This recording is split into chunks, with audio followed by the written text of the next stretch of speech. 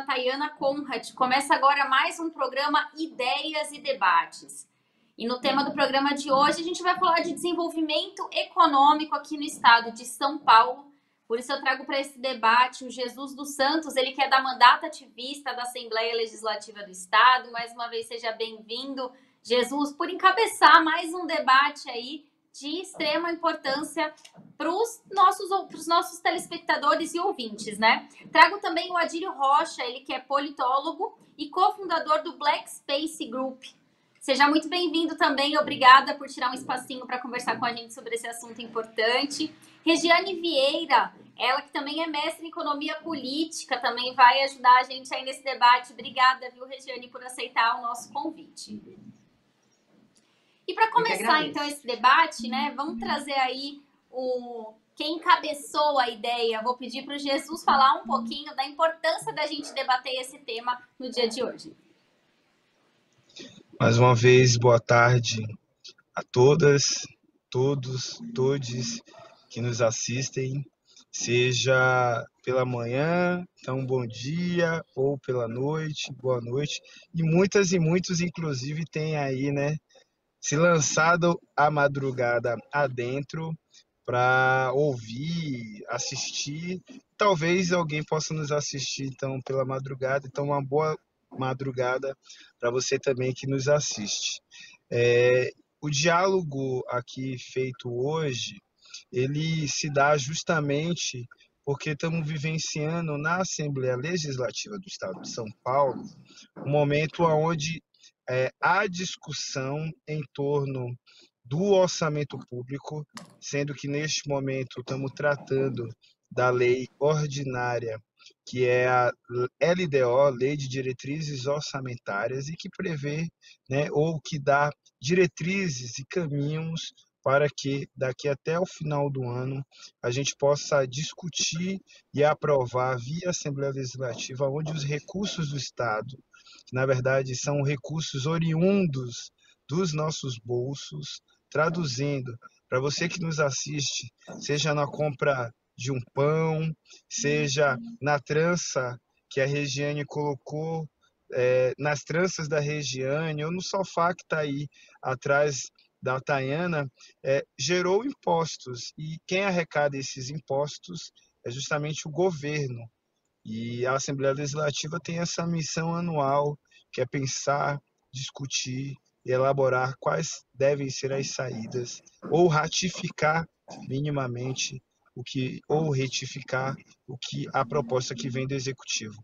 Então, por este ser o momento que estamos vivenciando na LESP, e por estarmos ainda em meio a uma crise sanitária que demonstrou para a gente a necessidade de um investimento pesado de recursos públicos sendo alocados em questões que, porventura, caminham na tentativa de diluir as desigualdades, sejam elas sociais, raciais, de gênero, em nosso Estado. Se faz importante que a população possa estar ciente do que está acontecendo e, mais do que estar ciente, participar. Então, o encontro aqui de hoje é de trazer luz a essas discussões e muita informação. Agora, Jesus, antes da gente, né, passar a palavra aí para os nossos convidados, como você tocou, né, nesse importante ponto na Assembleia Legislativa, essa discussão da LDO, começa a ser discutido, então, o orçamento. Eu queria que você contasse um pouco para o nosso telespectador, resumisse um pouco como que tem sido essas discussões dentro da casa, principalmente se tratando de um ano onde parece que a maioria, né, dos recursos foram destinados à saúde. Aí eu quero que você comente isso também. Bem, a minha visão é de que a maior Assembleia Legislativa do Sul Periférico, né, se a gente for olhar ali os continentes africano, ou aqui onde a gente vive, a América Latina, São Paulo é a maior cidade. E isso se constata, inclusive, quando a gente observa que o estado de São Paulo tem o maior orçamento e que só perde, por exemplo, para o orçamento da federação. O estado de São Paulo, vem numa crescente orçamentária que a expectativa para 2022, vou aqui meio que profetizar, vai passar da casa dos 260 ou 270 bilhões de reais. Orçamento esse que já no ano de 2020, que foi ali o ano inteiro de pandemia, o ano passado, o orçamento passou da casa dos 245 bilhões de reais.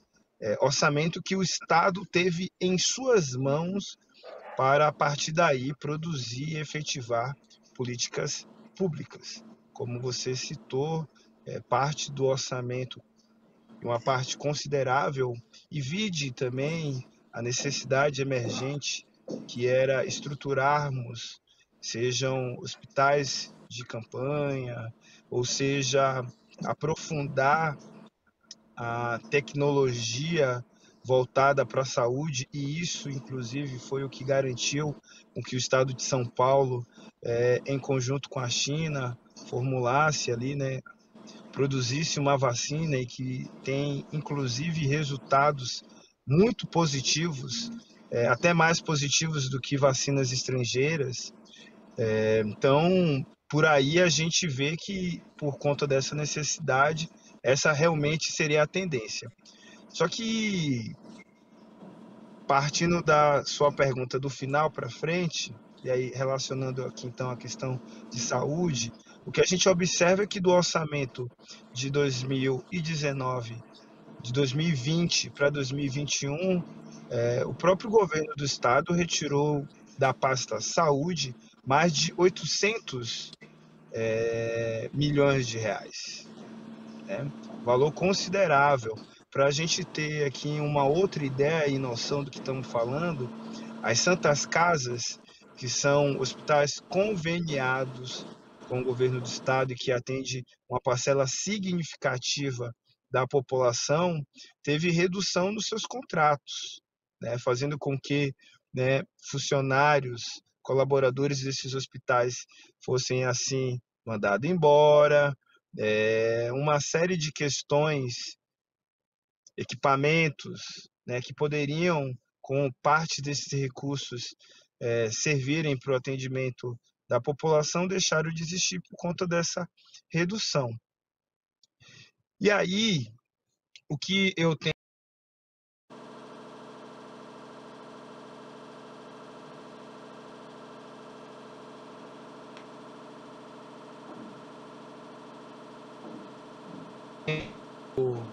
como eu disse anteriormente, tem tido uma capacidade de arrecadação nos últimos 10 anos que só vem aumentando. De 2020 para 2021, tivemos um acréscimo, mesmo com um setor arrasado pela falta de políticas públicas ou pela necessidade do isolamento social, uma arrecadação de 3,4, um aumento na arrecadação de 2020 para 2021. Para 2022, com a volta, seja de alguns setores que estavam assim parados, ou até mesmo com as expectativas que o diálogo da vacinação, né, até os 18 anos acontecer, pelo menos a primeira dose até em outubro, isso cria, né, expectativa, as pessoas voltam a consumir mais, voltam a alocar os seus recursos e investimentos e fazem com que a economia gire. Então é por isso que eu estou aqui profetizando que a gente vai bater aí 260 ou 270 bilhões em 2000 para arrecadação em 2022, volta o carnaval, volta o turismo, e nessa leitura, a gente entende que o PPA, que é o plano, o que acontece, né? O Estado brasileiro ele tem na sua estrutura algumas leis que são leis que chamamos de leis ordinárias, que são leis de responsabilidade do executivo, nesse caso aqui, atualmente, do governador Dória, que ele encaminha para a Assembleia Legislativa ratificar ou retificar a partir de apreciação e de adendos a essas propostas. E essas leis ordinárias, elas são três, né? Que é o PPA, que é o Plano Plurianual, que é um projeto, que é uma lei que ela se estabelece durante 3 anos de gestão do governador e mais uma da gestão, né, que por conseguinte entrar. Então vamos supor, o Dória, vamos supor que ele vai ser candidato à reeleição e ele ganha. Então o PPA elaborado pelo governo Dória, que foi aprovado só em 2020, valerá até o final do ano de 2023. Aí vamos supor, né, vamos prever aqui que o Dória não vai ganhar as eleições estaduais em 2023 e a Regiane, que foi a candidata vencedora das eleições de 2022, ela ainda tem como responsabilidade aplicar o plano que foi constituído e aprovado na Assembleia Legislativa em abril de 2020, sendo que em 2023 ela vai justamente preparar o plano que vai estar em vigor até 2027. Esse plano plurianual, ele é justamente um planejamento onde o governo, onde o executivo diz para a população quais são as suas intenções, quais são as medidas, quais são os projetos e caminhos que o Estado deverá percorrer pelos próximos 4 anos, do ponto de vista do seu desenvolvimento social, desenvolvimento econômico e por aí vai. O PPA é um projeto de lei vindo do Executivo que se discute durante a gestão apenas uma vez. Além do PPA, a gente tem duas leis ordinárias e que essas são discutidas anualmente. O governo envia para a Assembleia Legislativa e a gente no parlamento discute elas, ratificando ou retificando. E qual é a que a gente está vivendo nesse momento? É justamente a Lei de Diretrizes Orçamentárias, que, baseada do que foi discutida e aprovada no PPA, o governador manda para a Assembleia Legislativa. Essa é uma lei que deve e que, por legislação, tem que chegar na Assembleia Legislativa até o dia 30 de abril e que os parlamentares têm até o final do primeiro semestre, que por conta do calendário anual que muda, né, muitas vezes acaba ali no final de junho ou vai até um pouquinho de julho, se é aprovado. E o que é a Lei de Diretrizes Orçamentárias? É a lei que, baseada no PPA, irá legislar sobre, a partir de diretrizes que vai fazer com que no final do ano, né, ou a partir do que o governador mande para a Assembleia Legislativa, iremos quantificar financeiramente quanto de recurso vai para tal ação, vai para tal lugar. Então, a diferença da LDO e da LOA, que é a terceira lei ordinária, que também é enviada pelo governador do estado, que é a Lei Orçamentária Anual, é justamente isso. A LDO pensa as diretrizes e a LOA, que se é aprovada no final do ano, né, geralmente são as últimas sessões do ano, e que chega por volta de setembro, né, na Assembleia Legislativa, é a lei que diz, vai ter X dinheiro para construir hospital, vai ter X dinheiro para o programa isso e aquilo outro. Então, essas leis ordinárias que pensam, né, quais são as ações e aonde os recursos públicos serão alocados.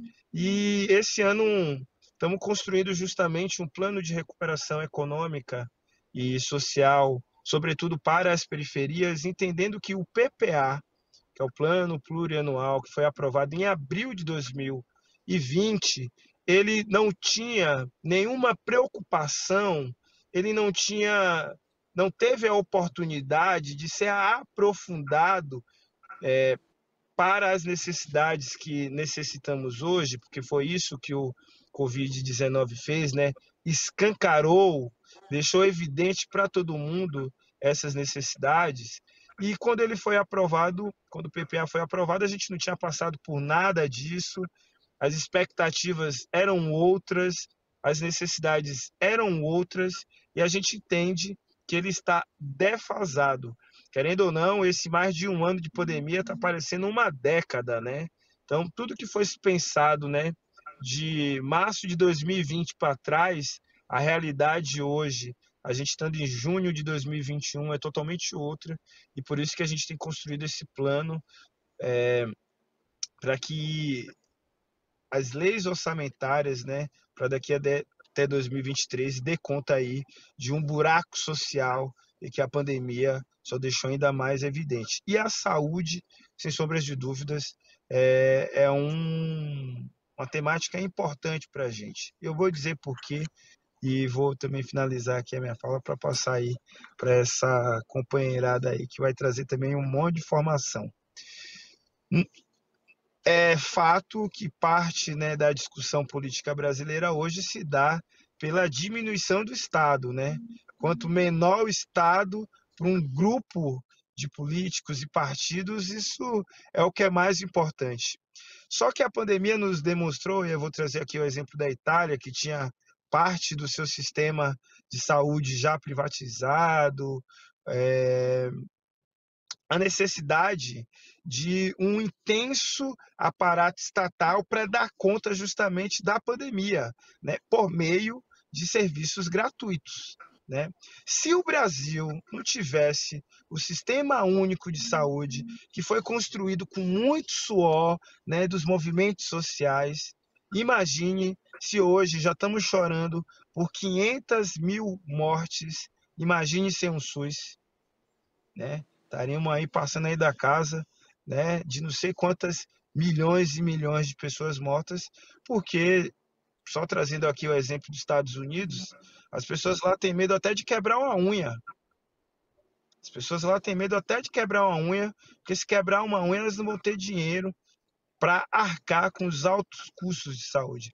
E isso se reverbera também aqui no estado de São Paulo. Como eu já disse anteriormente, do orçamento de 2020 para 2021, o governador tirou mais de 800 milhões de reais da saúde, se acumulou durante esse tempo, né, uma série de cirurgias ou de atendimentos, né, para uma série de comorbidades, e que a gente vai ter a conta disso logo, logo. Essas pessoas precisam ser atendidas, as doenças não param, né? A evolução de algum problema de saúde que a gente tem não se estaciona e só agrava mais.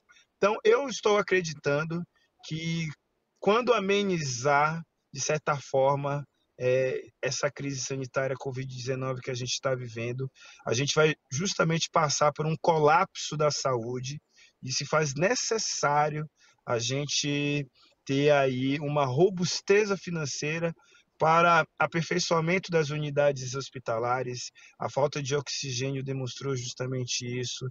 A gente precisa ter mais profissionais, né, porque a demanda vai ser muito grande. Então, a saúde é justamente uma das nossas preocupações, e que esse plano de recuperação econômica que estamos propondo na Assembleia Legislativa visa justamente suprir alguma dessas lacunas.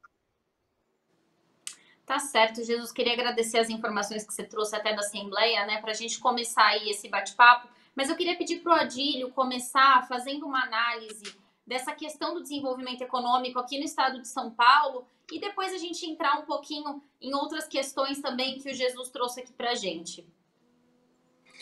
Olá, pessoal. Em primeiro lugar, quero agradecer grandemente a oportunidade de estar debatendo ou tentar contribuir de alguma forma para esse pensamento construtivo. Nós temos um problema muito grande quando falamos de desenvolvimento econômico, exatamente porque é muito confundido ou assimilado com crescimento econômico. Crescimento econômico é uma coisa, desenvolvimento econômico é outra coisa totalmente diferente. E no Brasil eu percebo que esta ilusão de crescimento do PIB é desenvolvimento desenvolvimento econômico diariamente, principalmente para uma camada da sociedade. Vale lembrar que esse crescimento econômico ele é ligado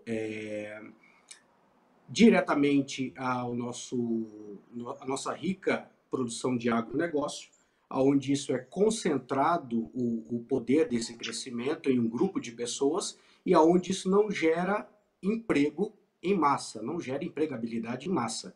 Então, é um setor que é onde passa uma ilusão de crescimento, mas aonde não há nenhum desenvolvimento econômico.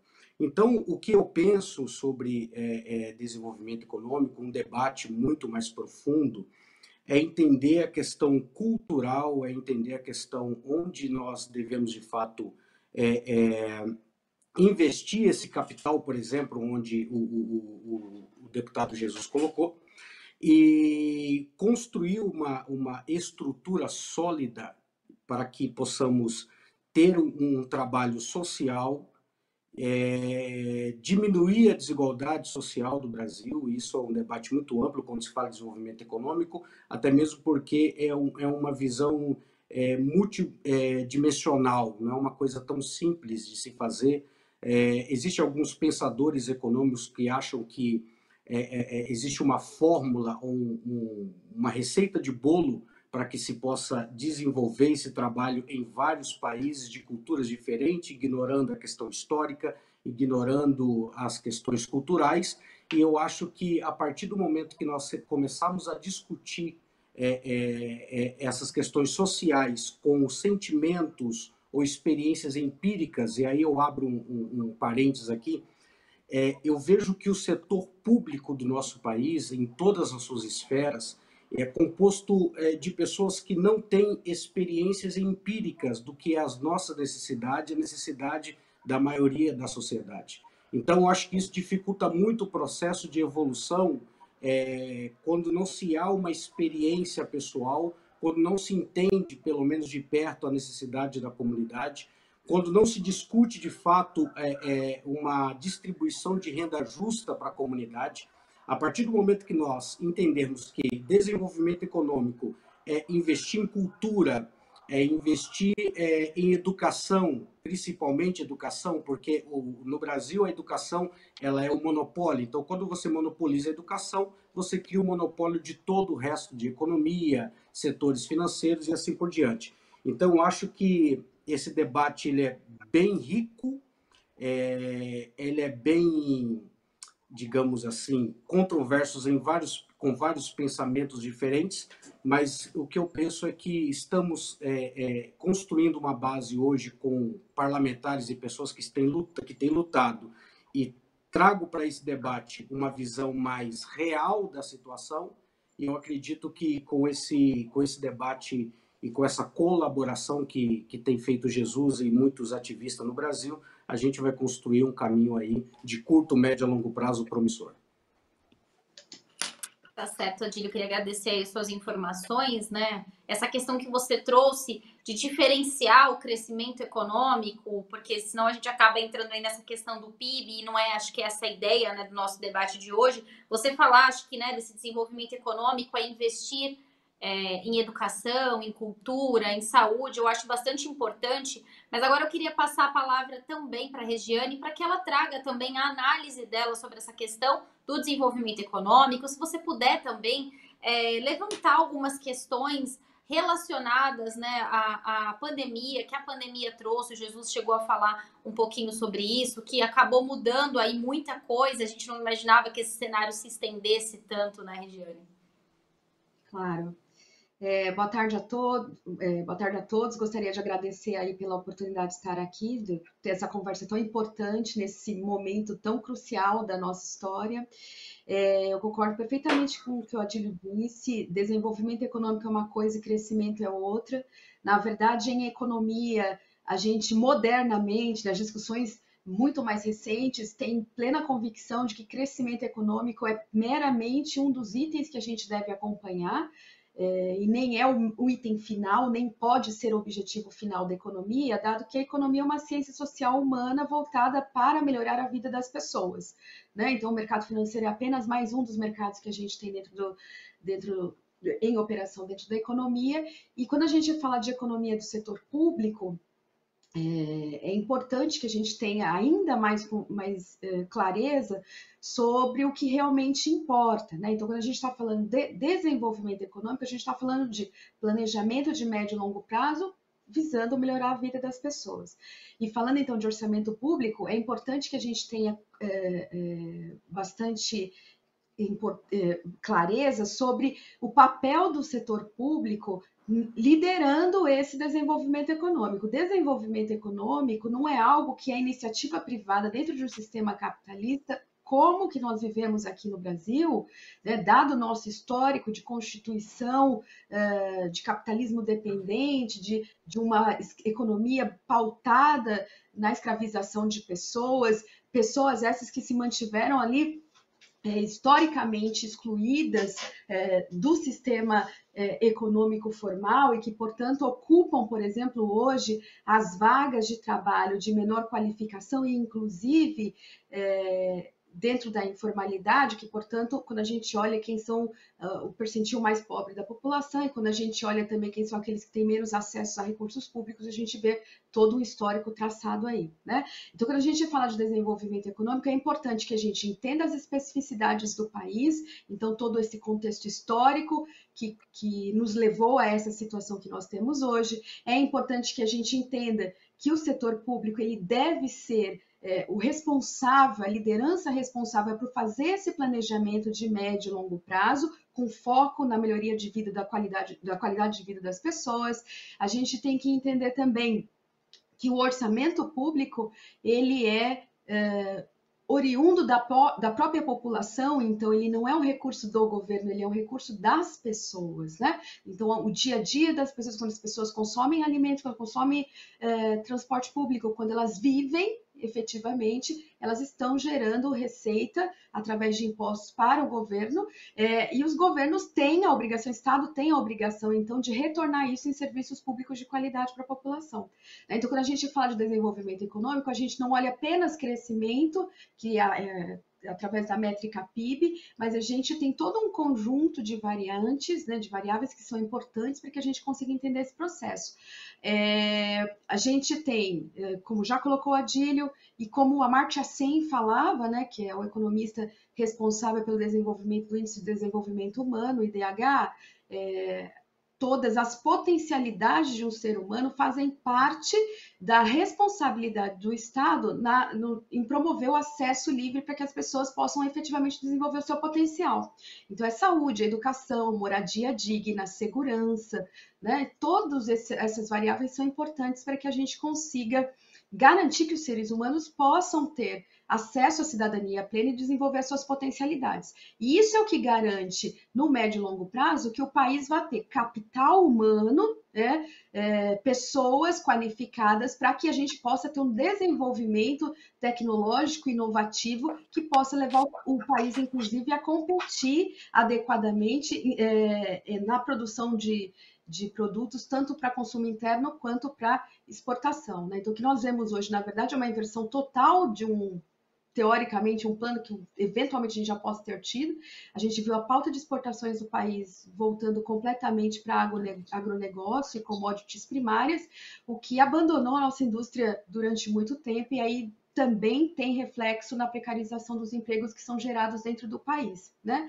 Falando um pouco de pandemia, como Jesus colocou, eu acho que a pandemia foi um evento que nos escancarou essa desigualdade econômica, social e principalmente racial muito fortes que nós temos aqui nesse país. E eu falo escancarou porque essa é uma crise que não é da pandemia necessariamente, a gente fala da crise econômica, a gente já vinha em crise desde 2015, o período 2015-16, depois do impeachment, nós tivemos governo Temer 17 a 19 com crescimento muito baixo, crescimento econômico, e o crescimento econômico ele tem qual é a importância do crescimento econômico dentro da variável desenvolvimento? O crescimento econômico é aquele que eventualmente gera maior produção de riqueza, que é só isso que ele mede, a gente está falando de riqueza numérica mesmo, né? De produção, e eventualmente para que a gente tenha uma quantidade maior de vagas de trabalho, a gente tem que prestar atenção em como esse crescimento está acontecendo no sentido de que ele deve ser muito mais equitativo do que tem sido, né? A gente tem visto isso muito focado em alguns setores, e aí setor, de novo, o agronegócio, lembrando que o setor que mais emprega no Brasil e que tem o maior peso no PIB é o setor de serviços. E o setor de serviços é aquele que gera a maior absorção de vagas de trabalho dentro do que a gente chama de economia tradicional, né? Então, é o atendente de lanchonete, é o garçom, a manicure, as pessoas que trabalham com limpeza, enfim. A grande massa da população trabalha dentro de esquemas de economia formal, da economia tradicional, né? E essa economia que foi muito prejudicada, está muito ligada ao setor de serviços, foi extremamente prejudicada durante a pandemia. Então, não à toa nós temos aí um desemprego recorde, já tínhamos um desemprego muito grande desse período, resultado desse período de 15 a 19, né? Então já chegamos ali no final de 2019 com 13 milhões de desempregados, então já era um número muito grande, né? E aqui na pandemia nós estamos agora beirando ali 15 milhões de desempregados, fora aqueles 6 milhões de desalentados, que são pessoas que se retiraram do mercado de trabalho da busca por emprego nesse momento, seja pela descrença de que vão encontrar uma vaga ainda por conta de uma economia que está tentando se recuperar, seja também porque está tentando se preservar como pode da contaminação de vírus. E nós temos também mais uma massa enorme de pessoas ali, quase 20 milhões, que estão entre os subempregados, que são pessoas que estão fazendo algum tipo de atividade, mas fora daquilo para qual elas se prepararam, né? Ou seja, vivendo de bicos mesmo. Então, nós temos aí, facilmente, a gente faz a soma das pessoas que estão na informalidade, das pessoas que estão desempregadas, das pessoas que estão desalentadas e subempregadas, a gente tem uma massa aí de 60, 70 milhões de pessoas no país, né? Que é exatamente mais ou menos aquele número que a gente viu de pessoas conseguindo acessar o auxílio emergencial no primeiro momento, né? Então, acho que é trabalho do Estado, do gestor público, pensar em maneiras de garantir geração de renda, garantir qualificação para que essas pessoas possam ser reinseridas na economia, dentro do sistema de trabalho formal, e principalmente que os gestores públicos nesse momento consigam fazer esse planejamento de longo prazo de maneira a considerar as especificidades do país e principalmente as necessidades que foram escancaradas agora nesse momento de pandemia, né? Nós temos aí 60 milhões de pessoas que têm uma desproteção social tão grande que nos levou a esse número gritante de pessoas passando fome dentro do país, né? Hoje nós temos 116 milhões de pessoas, mais da metade da população, que está em insegurança alimentar. E isso sim é responsabilidade dos gestores, e aí em todas as esferas, né? Porque há maneiras de melhorar isso, tanto com estratégias locais quanto estratégias federais. Tá certo, Regiane. Acho bastante importante essa questão que você trouxe, porque a gente até vê umas manchetes agora, né, sobre o crescimento do PIB no primeiro trimestre, né? Algo que dá uma falsa ilusão para aqueles que não entendem tanto, né, de economia, de que realmente está sendo uma retomada e que é uma boa notícia. Mas quando você abre a notícia e vai atrás dos números, você vê justamente isso que você acabou colocando aqui. É no agronegócio que está esse aumento. E aí, por outro lado, a gente vai ver a questão do desemprego e ele só aumenta. E a questão do auxílio emergencial, que ajuda, mas não resolve o problema. Então, acho bastante importante isso que você trouxe, até para a gente falar que talvez não seja motivo, né, de comemorar essa alta do PIB, até porque se a gente for ver a situação do cidadão, como você mesmo trouxe, estamos todos vulneráveis, né? Eu queria passar a fala agora para o Jesus, até para ele falar um pouquinho desse cenário também.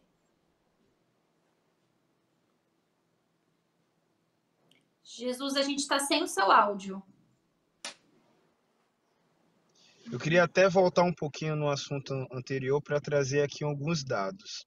A gente tem falado que desenvolvimento econômico é uma coisa e crescimento econômico é outra.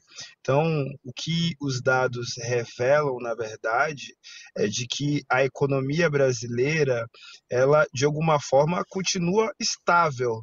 Não existe uma queda desesperada e que faça com que, de fato, esses empregos estão deixando de existir. Para mim, o que não está acontecendo é vontade política, né? Não nos falta dinheiro para programas de fomento e aceleração do emprego, não nos falta dinheiro para construção de moradias populares, não nos falta dinheiro para investimento na área da saúde. O que falta para o Brasil, por parte dos gestores públicos, é justamente isso: vontade política. Sabe por quê? No início da pandemia, os bancos, 6 famílias, tiveram a possibilidade de tirar dos cofres públicos R$ 1 trilhão, enquanto para sustentar famílias que estavam e que continuam desalentadas devido à crise do Covid-19. A gente teve aí, né, que suar bastante para no primeiro momento serem 600 e agora R$ 150, que muitas vezes não dá nem para comprar uma cesta básica que dure de fato um mês. Então, o nosso grande problema é que nos atemos ao crescimento econômico e não ao desenvolvimento, a essa mobilidade econômica que deve existir aqui no nosso país. Só para vocês terem uma ideia, no estado de São Paulo, eu vou ser generoso com o agronegócio, apenas 4%, né, do que a gente tem do PIB, o agronegócio no estado de São Paulo contribui com o PIB apenas 4%. Aí quando a gente olha o setor cultural, 3,9%, né? E aí quando a gente vai olhar que a maior arrecadação do estado, na verdade, é oriunda, né, dos serviços e do nosso consumo, aproximadamente de 60% a 70%, vamos colocar aqui, nesse parâmetro. Quando a gente olha o que tem de política pública sendo realizada, mas na contramão a gente olha o quanto de isenção, desoneração, um setor que contribui bem pequenininho para o PIB, não contribui assim com uma quantidade elevada, né, de postos de trabalho, tem, na verdade, historicamente, se beneficiado do nosso trabalho e da nossa labuta. Se beneficiado como? Tendo para si, recebendo parte dos recursos que deveriam ser transformados em políticas públicas, justamente para diminuir, erradicar as desigualdades sociais que a gente vive hoje. O estado de São Paulo, nos últimos 50, 40 anos, criou algumas patologias que vai ser necessário muita vontade política e muito esforço e mobilização nas ruas para que a gente possa reverter isso. O que eu quero dizer com tudo isso? Se a gente for observar, algumas pesquisas apontam que a região de São Paulo, né, a região metropolitana de São Paulo e a região metropolitana de Campinas foram as regiões, né, que mais receberam investimento nos últimos 50 anos. A cidade de São Paulo, mas a região ali, Campinas e Sorocaba, é a região que mais tem investimento, né, do setor público. E isso é bom, de certa forma é bom. Mas quando a gente observa que o estado de São Paulo é um estado com mais de 600 cidades, como a concentração dessa riqueza, que deveria ser assim, distribuída por todo o estado, e que não é, ocasionou, inclusive, que quase que 30 milhões de pessoas hoje fizessem parte do que alguns especialistas estão chamando de grande megalópole, né? Que é aí São Paulo, um pouquinho da região metropolitana, chega em Campinas, concentrando nesses lugares quase que a sua totalidade de emprego, né? Fazendo com que, por ter uma superlotação de pessoas, né, uma concentração, né, dessas riquezas, desse capital em um só lugar, ocasionando gentrificação, as pessoas começam a ir para mais longe de São Paulo, mas os empregos não saem daqui, continuam aqui, e essas pessoas encontram dificuldade em acesso à educação e uma mobilidade de um transporte público de qualidade, sem falar né, que essas pessoas, em relação às suas vidas, estão perdendo aí no trânsito, por conta das distâncias desse trabalho, cerca de 6 a 8 horas por dia. Quantas pessoas não saem do interior, né? 2 horas de São Paulo para virem trabalhar aqui todos os dias. Então, esse processo de desenvolvimento econômico centralizado, né, ocasionou, na verdade, algumas problemáticas, né, que será necessário muito esforço político para a resolução disso. Além disso, ocasionou com que as cidades que estão na bordas do estado, essas aí estão largadas mesmo. Essas daí estão jogadas traças, e isso, inclusive, tem ocasionado, né, esse grande êxodo rural, fazendo com que, em algum momento, eu chuto aí pelos próximos 10, 15 anos, o que hoje esses teóricos estão chamando de grande megalópole, entre também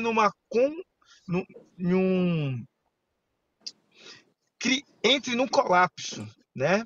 Que é muita gente para uma região só, com pouco emprego e com todas essas questões que nos levam à falta de moradia ou até mesmo ao prejuízo de nossa saúde mental. E aí se faz necessário justamente rever essa lógica do que é esse desenvolvimento econômico, né? Tendo que o estado de São Paulo é um estado gigantesco, tendo que se faz necessário, sobretudo no momento que a gente vive, de ampliação desses postos de trabalho, de uma reversão do que a gente tem hoje de uma política tributária, justamente reformular para que o dinheiro do Estado seja assim melhor redistribuído, descentralizado, proporcionando justamente, né, a diminuição dos deslocamentos das pessoas. Não que as pessoas não possam sair de Prudente e vir para São Paulo, mas elas não devem fazer, quer dizer, elas fazem isso hoje, não porque elas não gostam mais do seu local, não porque elas não querem mais ficarem perto de suas famílias, mas porque se elas não se movimentarem, não se locomoverem, elas não terão o que comer no dia seguinte. Então essa deve ser a preocupação do Estado, descentralizar esse desenvolvimento econômico, garantir emprego, renda, acesso e democratização das políticas públicas nos 4 cantos do estado, seja em Prudente, seja em Araçatuba, seja em Tupã, seja no litoral, seja na grande São Paulo. Então esse é o desafio justamente que a gente, a nível estadual, enfrenta, né? Que é minimizar as problemáticas de um desenvolvimento econômico centralizado e justamente proporcionar que essas cidades, né, que estão na borda do estado possam ver a cor do dinheiro chegar, possam sentir e vivenciarem as suas demandas e necessidades que, sem sombra de dúvidas, perpassam pelo debate econômico, assim virem a serem resolvidas. Tá certo, Jesus. A gente já chegou aqui ao finalzinho do nosso programa, mas queria agradecer imensamente aí a presença do Adílio, né, que trouxe aí a sua análise, então, sobre a questão do desenvolvimento econômico no Estado. Queria agradecer também a Regiane pela colaboração e a você mais uma vez, Jesus. Muito obrigada. Eu só tenho a agradecer e dizer que com essas 2 férias aí eu só tenho a aprender e é desses acúmulos aí que a gente tem aprendido que estamos trazendo para a Assembleia Legislativa para fazer uma disputa de alto nível para que esse dinheiro aí que é nosso possa voltar para quem de fato necessita e o dinheiro público não continue sendo escoado para quem sempre usurpou da gente e do Estado. Obrigada, Jesus. E já estendo também o convite aí para o Adílio e para a Regiane para próximas discussões, né? Acho que a gente precisa falar um pouco mais ainda sobre desenvolvimento econômico, algo que a gente acaba discutindo pouco, e a gente precisa trazer aí a real situação, né, do nosso estado com essa questão do desenvolvimento econômico também para o nosso telespectador e para o cidadão que está em casa assistindo. Muito obrigada. Eu agradeço. Obrigado. Agradeço, gente. Obrigada. Obrigada. Esse foi mais um programa Ideias e Debates. E para você rever esse programa, acesse a nossa plataforma no YouTube da Rede Alesp. Muito obrigada e até o próximo programa. Tchau, tchau.